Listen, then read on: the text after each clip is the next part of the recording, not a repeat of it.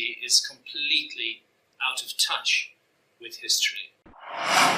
Here is Sumer in Mesopotamia. This is the famous ziggurat of Ur, which is known as Ur of the Chaldees in the Bible. And this structure has been renovated many times, including most recently by Saddam Hussein. But this structure is about 4,100 years old. In other words, it's not the oldest thing in Sumer. Eridu and other Sumerian cities, Uruk, Lagash, are a bit older than that. It has a background which archaeologists have traced, but this big structure, about just over 4,000 or so years old. You can see that it's a mud brick structure. It's very nicely done, beautiful tile floors, very extensive brickwork. Obviously, this was an evolved civilization at that point. And interestingly, Sumer has a myth of the flood. In fact, it's a fundamental myth to understanding ancient Sumer. It's in an epic called the Epic of Gilgamesh, the tablets of which have survived. And it's interesting when you look at the Ice Age, what happened in the Arabian Gulf, the Persian Gulf, which is that that's how it looks today. But during the Ice Age, there was a gigantic river system ran through the Persian Gulf that combined streams of the Tigris and the Euphrates, and it was a green and pleasant valley, very suddenly flooded sometime after about 12,000 years ago. So the Epic of Gilgamesh tells the story of effectively the Sumerian Noah, Utnapishtim, is warned by a god of the coming cataclysm and advised to put men and women and all the seeds that will be necessary to grow plants in the future into an ark and species of different animals. It's the progenitor of the Noah story in the Bible, character called Oannes, who interestingly wears a fish on his head. These figures are found all over Babylonian and Sumerian iconography. The fish-garbed figure. Oannes was said to be a civilizer who emerged from the waters of the flood after the flood and taught mankind all the skills necessary to restart civilization. Not to start it for the first time, but to start it again. And he is depicted as a creature. It's part fish, part man, but I think the symbolism is very clear. He was able to survive the flood. If we go to magnificent Egypt and the amazing pyramids so there's magnificent Giza Plateau, and there's the Temple of Horus at Edfu.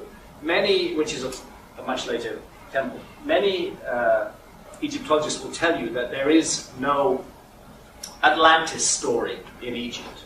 There is no flood story in Egypt. They repeat this like a mantra. And they use it in part to discredit Plato, because Plato said he got the story of Atlantis from his ancestor Solon, who in turn got it from the Egyptians. And the archaeologists say, but how can that be when there is no Egyptian flood story? But that's absolute balderdash, because there is a huge Egyptian flood story, and it's written in plain view on the walls of this temple. They're called the Edfu building texts, and the background of the Edfu building text is really interesting, because they tell us that there was an ancient document, a document that was so old that it was falling apart, a document that was said to have come down from the time of the gods. In order to preserve it, in Ptolemaic times, they constructed this temple and they carved the texts into its walls. They're called the Edfu building texts, and they tell of the homeland of the primeval ones on an island, and which was destroyed in a great flood. And there were survivors, and some of them came to Egypt, and they established religion in Egypt, and they established the sites where all future temples and pyramids would be built. So what these texts are telling us is not only that there was a flood, not only that Egypt was founded by flood survivors, but also every temple and pyramid that you see, even though it may date from a later period, has been placed on a site that belongs to a much earlier time, and that was selected in a much earlier time. So there's Plato, and this resonant phrase that the destruction of Atlantis in a single terrible day and night, and that the destruction was so severe that mankind had to begin again like children, with no memory of what went before. And Plato tells us that he got that information from Solon. Solon dates from 600 BC, and Solon got it from the priests of Sais in the Delta in Egypt. So that means that when those priests told Solon that the flood happened, that destroyed Atlantis, happened 9,000 years before that time, they're telling us it happened in 9,600 BC. That's 11,600 years ago. And as it happens, again, Plato has been accused of all sorts of things, but it's really weird because 9,600 BC is actually an incredibly important date. It is a date that marks exactly what is called the end of the Younger Dryas, 11,600 years ago, 9,600 BC. So, I spoke of the Ice Age and how it reached the last glacial maximum 21,300 years ago. Following that, there was a substantial warming. 16,000, 15,000, 14,000 years ago, the Earth was warming up. It seemed to be coming out of the Ice Age. Sea levels were rising, and the whole planet was becoming a more comfortable place to be. And then suddenly, 12,890 years ago, and we can be very precise because of the Greenland ice cores, 12,890 years ago, give or take 5 years, a dramatic, instantaneous deep freeze set in, and the world plunged back into extreme ice age conditions. And there was a radical reglaciation. And that was the beginning of the Younger Dryas, a very mysterious period. It's called the Younger Dryas because Dryas is a particular kind of flower species that survives or doesn't survive in certain climates. And it lasted from 12,980 years ago until 11,600 years ago. And then the Earth started to warm up again. Everything that we know about the story of human civilization, it's really interesting. It all unfolds in that period, after the end of the Younger Dryas, after 11,600 years ago. And for me, the Younger Dryas is like a huge punctuation mark, which caused radical changes on the Earth, and that we have to consider the possibility of what happened before the Younger Dryas. But the Younger Dryas may have been the event that made us a species with amnesia and wiped out our memory of our past. Now, of course, the Atlantic is very much in the Atlantic Ocean, and that's Athanasius Kircher's map of Atlantis. In those days, south was put on the upper part of the map, but we would like to turn this map around to see it in the way we normally do with Spain and North Africa here, and the Americas here, and there's Atlantis in the middle. Focuses on the Atlantic, but actually this is a global story. I would like to consider that story and elements of that story in India, where we are right now. And where, up here in this area, existed the Indus Valley civilization. A civilization that coexisted with Egypt and Sumer, and was of at least equal scale, and was a very advanced civilization. And this place is one of the ports of that civilization. It's called Lothal, and it's not beautiful to look upon, but this is what remains of a huge dock that was built at Lothal. This was a seafaring civilization more than 5,000 years ago. And here is Mohenjo-Daro, now in modern Pakistan. A very difficult place to get to. Santa and I had to have an armed escort to get to Mohenjo-Daro. And this is the Great Bath of Mohenjo-Daro. And here you can see the bitumen between the bricks where they waterproofed it. It was a very advanced construction. It's not very pleasing on the eye. It looks like a kind of modern housing estate. It's acres and acres and acres of brick. But it is a very sophisticated civilization with flushing toilets, with drains. They really knew how to live. They were every bit as advanced as the Egyptians or the Sumerians. Another site, other Indus Valley sites, Dholavira is in India itself, and Harappa is in Pakistan along the Indus Valley.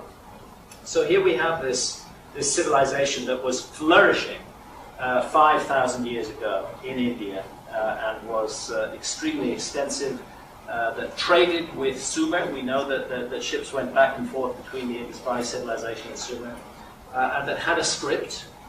And here are some of the so-called Indus Valley seals, which were used, they were stamped into clay to reflect ownership. One thing right off that has to be considered is that the Indus Valley script may be totally a commercial language. It may be simply about labeling commercial goods.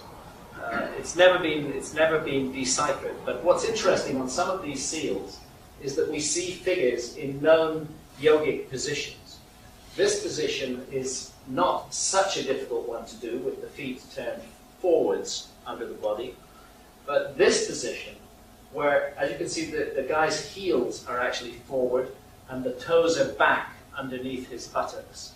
Now just imagine doing that. You know, that is a really difficult yogic position. It's called Mula Bandhasana. And you really have to have worked at yoga for a long time to get into that position. Well, what this is telling us is that 5,000 years ago in the Indus Valley civilization, yoga was already incredibly ancient. It was already a fully evolved system, which with its most advanced postures already worked out. And we may only guess how much older than 5,000 years ago it was. Obviously, you don't create something like yoga overnight. It's something that takes a long time to develop. And here we see it flourishing in full form in the Indus Valley civilization. And here are examples of the Indus Valley script, which remains undeciphered until this day. And there's a kind of craziness in scholarship, which is related to race, in my view, to racism and to colonialism. The view has, most of us have heard of what is called the Aryan invasion of India. Okay? And what the Aryan invasion of India actually is a fantasy of the colonial era. There never was an Aryan invasion of India. It never, ever happened. But it suited the colonial mindset to imagine that this amazing culture of India had been brought to India by people from Europe.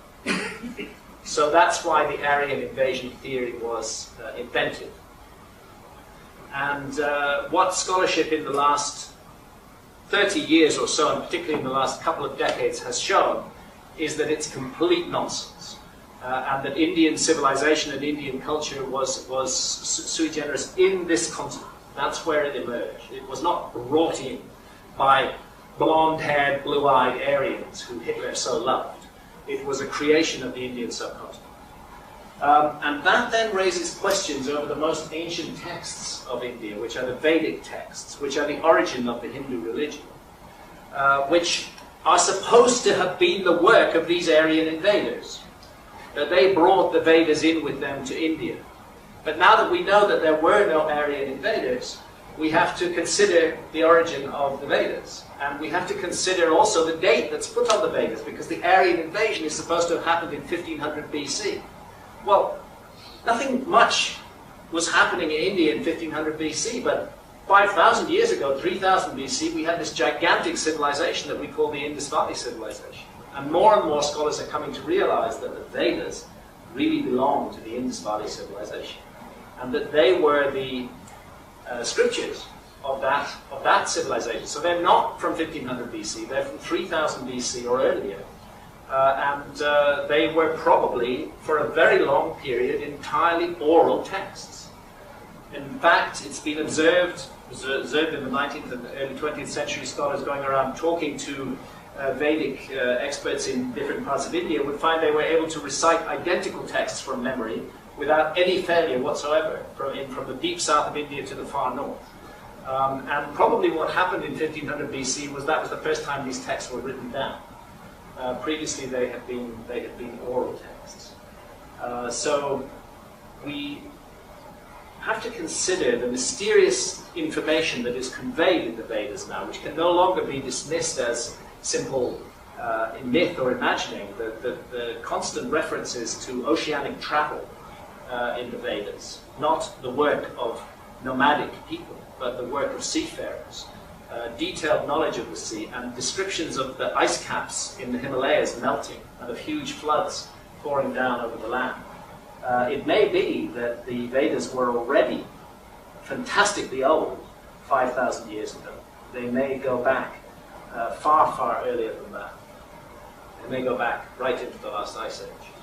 And of course we have the Indian flood myth, which is the story of Manu, who is rescued from the flood by the fish avatar of the god Vishnu. And Manu and the 7 rishis, the 7 sages, take a huge boat and sail across the waters of the flood, and they're rescued by Vishnu in his avatar as a fish.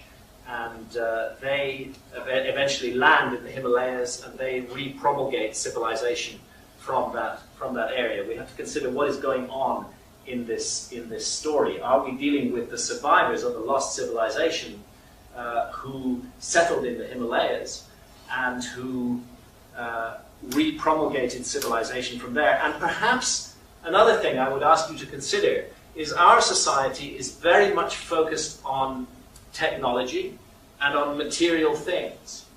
And our scholars tend to look for material explanations for the evolution of civilization.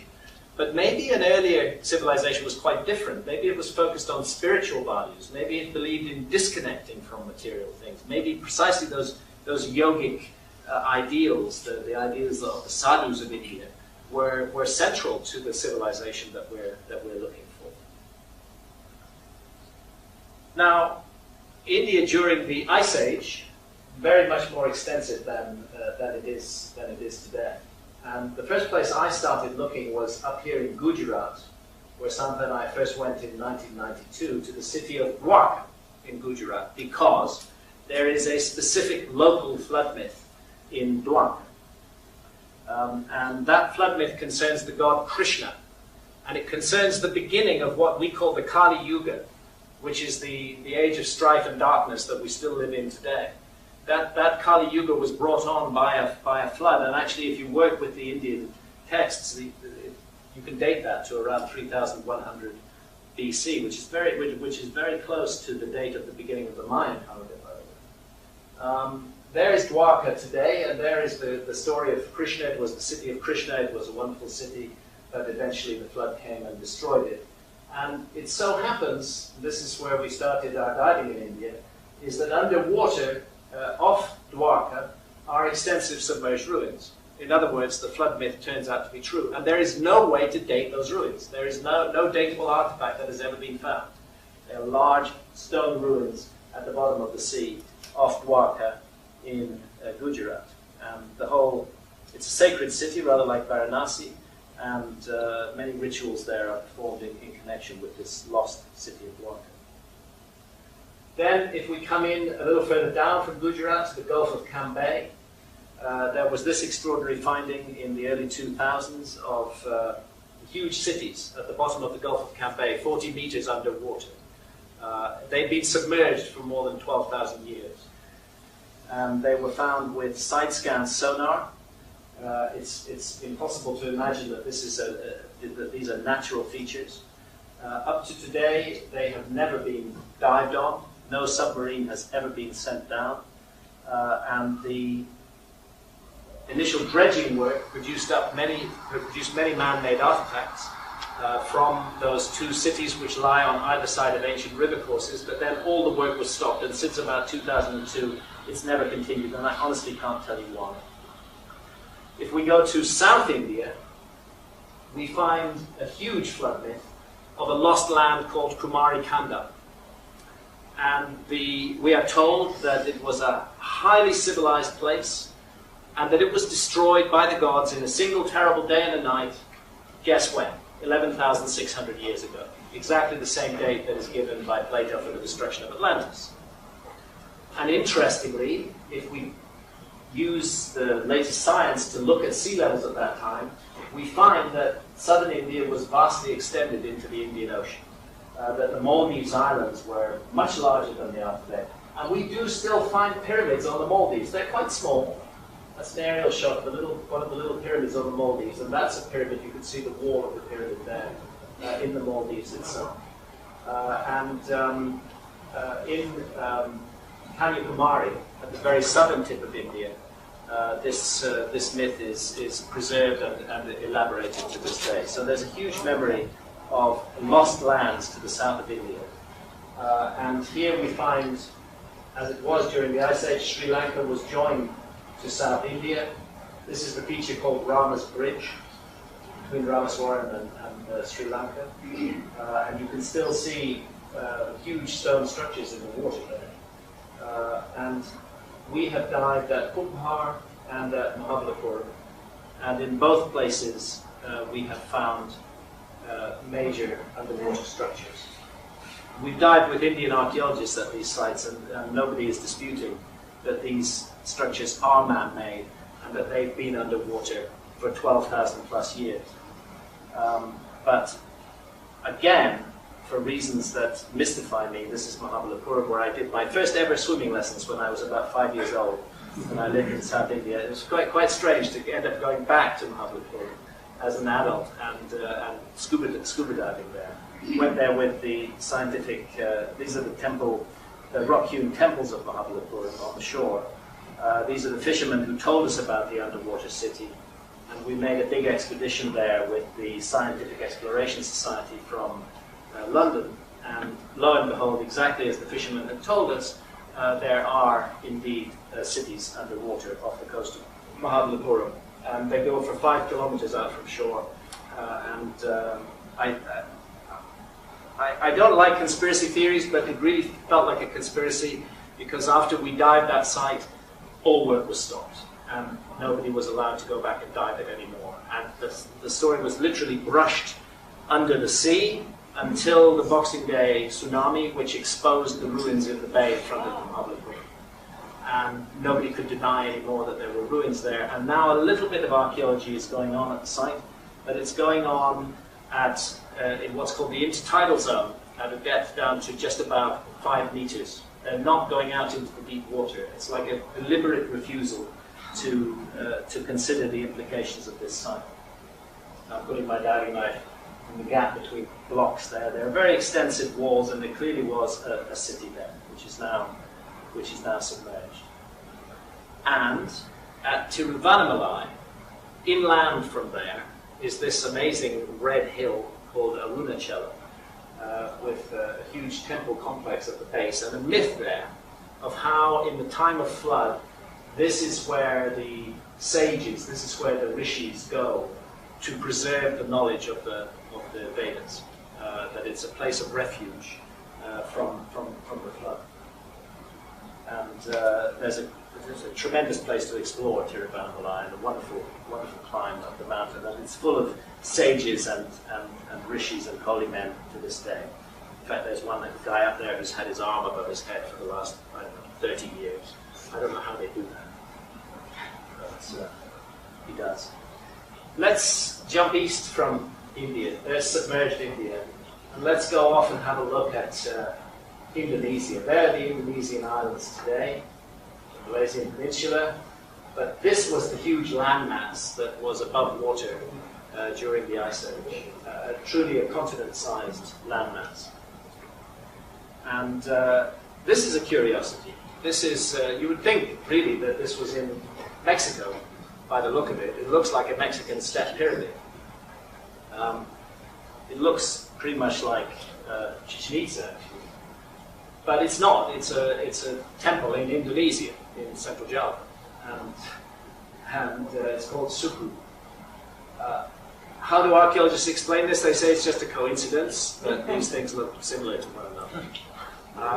I think that we may be looking at a remote common source which has passed down influence in both places, and that influence continues to flower and to express itself.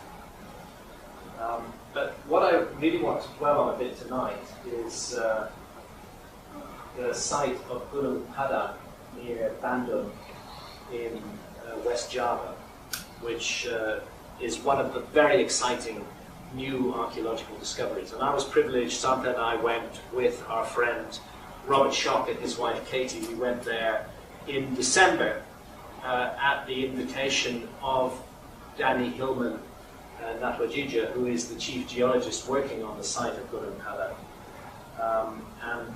We went to Gunung Padang because something extraordinary has been discovered there. And I was really pleased that Schock was able to come along and bring his geological perspective to bear on the site.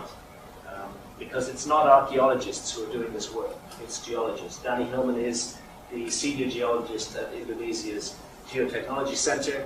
He got his PhD at Cornell, and he's a remarkable man. And when he started to say that it looks like Gunung Padang ranges between 9,000 and 20,000 years old, not just 2,500 years old, he stirred up a huge shitstorm of archaeological fury. But he's stuck to his guns, and he's doing really good science on that site, some of which I'll show you. This is the overall setting of Gunung Padang, and that's the pyramid-shaped hill on which the structures stand. And it's about 100 meters high, that pyramid. It's an entirely artificial man-made pyramid. There's Schock and myself, and that's Danny Hillman, on our way up to the top of Gunung Padang. And when you get up there, Danny unfurls his scanning results, which are very, very, very extensive. He starts making the point that this stuff is what archaeologists have been dating. This is the surface layer, the very top terraces at the top of the pyramid of Gunung Padang, which are made out of a material called columnar basalt. That's a form of basalt that forms naturally into hexagonal blocks. But it also makes a very useful building material. And there's this very extensive site on the top of what was thought to be a natural hill, and it's that extensive site that has been dated, really on no good evidence, just a tiny bit of carbon dating, to 2,500 years old. For a long time, that's been the mainstream view, that this site is about 2,500 years old. Did the first extensive survey on the site. And they point out that all the archaeology that has tied that site to 2,500 years ago is just based on a skim of this surface layer. And what they're really interested in is the deep layers of this 100-meter high pyramid, turns out to be entirely man-made, which stands at Gunung Padang. So there is the archaeological trenching. That's as far down as it went. And that was all the information we had until Danny got to work. Even the naked eye will tell you that there's much more. As you go down the sides of that pyramid, you can see that there are stones sticking out of the sides of the hill. And it turns out that, as I say, that the whole upper layers of this are man-made. And Danny and his team used a whole range of remote sensing equipment. They used surface geology, they used archaeology, they used geomagnetic survey, ground-penetrating radar, electrical resistivity, seismic tomography, drill core sampling. We did lab work, metrology, carbon dating, and so on, and also architectural analysis. And here's an example, here's illustrations of Danny and his team at work. Because about 8 months ago, their work was stopped. They were not allowed to continue to do any more work. And the reason they weren't allowed to continue doing any more work was because a cabal of archaeologists in Indonesia said, we know this site is just 2,500 years old, and there's no need for any further work. It's a sacred site, don't interfere with it, leave it alone, all the work has been done. But all the work hasn't been done. And the extensive survey that Danny and his team conducted before they were stopped came up with some really intriguing results. I just want to show you some of the methods of surveying that they used here. And hopefully you will understand that this was very thorough work that these people did. Very extensive work on Gunung. And included in that work was carbon dating, which they did with drill cores. Those drill cores brought up man-made objects, cut stone, and they brought up organic material from the same layers that cut stone was found in. And drill core 1 started to find material going back 7,000 years or so. The deeper you get, the more ancient it gets. And then 16,000 years. And then when we get to drill core 2, again that top layer at 2,500 years, then 7,880 calibrated years before Christ, 28,310 years old, 21,000 years old, and a nice series of dates from exactly 11,600 years ago, at the time of the end of the Younger Dryas, as we go through the various layers of this pyramid. So what Danny and his team are feeling is that we're looking at a monument that has been a monument since the last glacial maximum, and that has been continuously evolved and built up over that whole period. And what a lot of their surveys unite on is that there's a chamber in that monument. Very high resistivity on the remote scans. A large, regular chamber in the heart of the monument.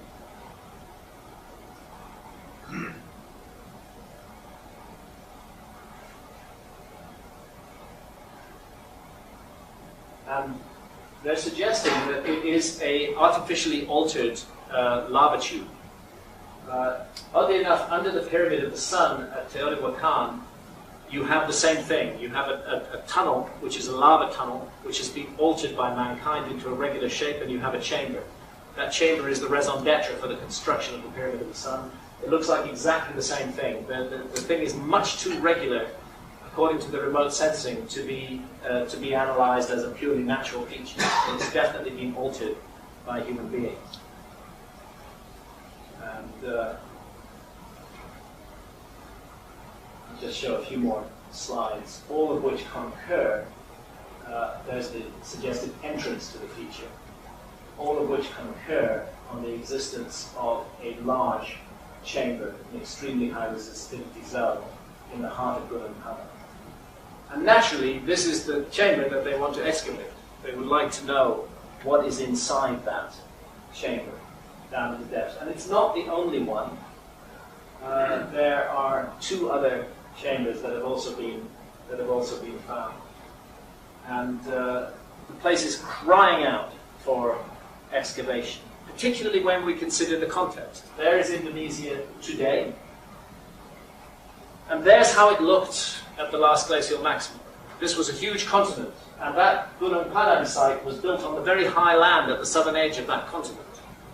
And that's why it's not underwater, while the rest of the continent is underwater. It was incredibly well watered, with huge river systems, all of which were swept away by the floods at the end of the Ice Age, until we end up today with the Indonesian islands as we know them. And all around Gunung Padang are a series of other unexcavated megalithic sites. So the whole area is looking incredibly promising from the point of view of investigating ancient history. Now, as I mentioned, Danny's work was stopped. The archaeologists intervened and prevented it, but Danny found a typically Indonesian way to get round that problem. He doesn't give up. And he took it to the highest level. He took it to the president of Indonesia. And he persuaded the president of Indonesia that this work at Gunung Padang must continue, and that it cannot be allowed to be stopped on the basis of archaeological prejudice. And just 2-3 weeks ago, the president visited Gunung Padang, and he saw all of Danny's research, and he's agreed that the research will resume, and it's going to resume immediately. So within a year from now, we should have a much clearer picture of what is going on at Gunung Padang. And I think it's one of the most exciting archaeological sites in the world.